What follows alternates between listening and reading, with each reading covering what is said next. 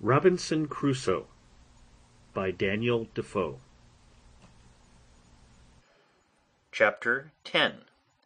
Tames Goats. I cannot say that after this for 5 years any extraordinary thing happened to me, but I lived on in the same course, in the same posture and place as before.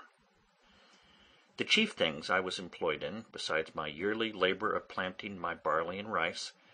and curing my raisins, of both which I always kept up just enough to have sufficient stock of 1 year's provisions beforehand. I say, besides this yearly labour, and my daily pursuit of going out with my gun, I had one labour, to make a canoe, which at last I finished,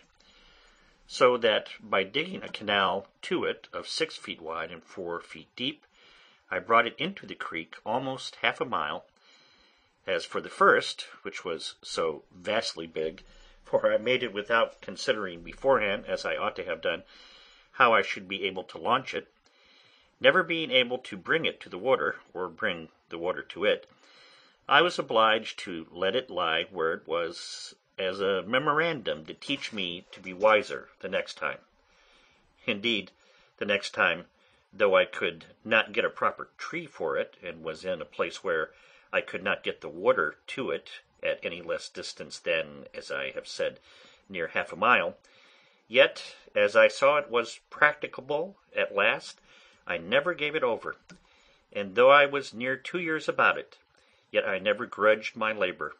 in hopes of having a boat to go off to sea at last. However, though my little periagua was finished, yet the size of it was not at all answerable to the design which I had in view when I made the first.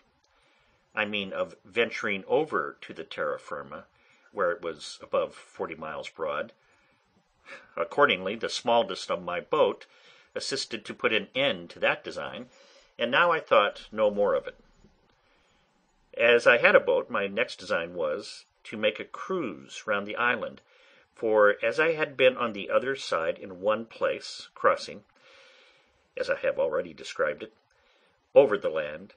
so the discoveries I made in that little journey made me very eager to see other parts of the coast. And now I had a boat, I thought of nothing but sailing round the island. For this purpose, that I might do everything with discretion and consideration, I fitted up a little mast in my boat, and made a sail too out of some of the pieces of the ship's sails, which lay in store, and of which I had a great stock by me. Having fitted my mast and sail, and tried the boat, I found she would sail very well.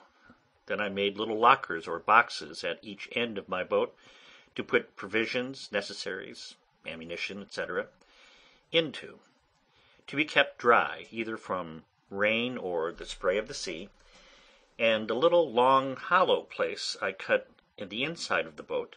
where I could lay my gun, making a flap to hang down over it to keep it dry.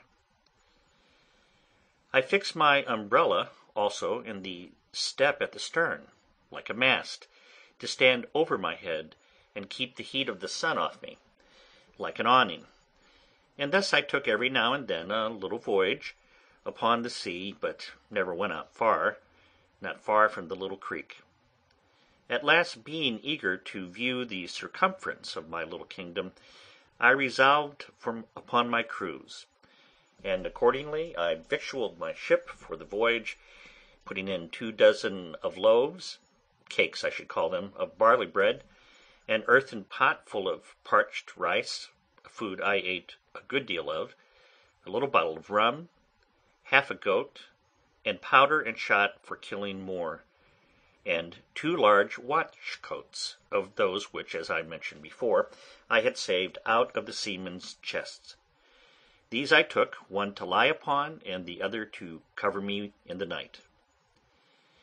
It was the 6th of November in the 6th year of my reign, or my captivity, which you please, that I set out on this voyage, and I found it much longer than I expected, for though the island itself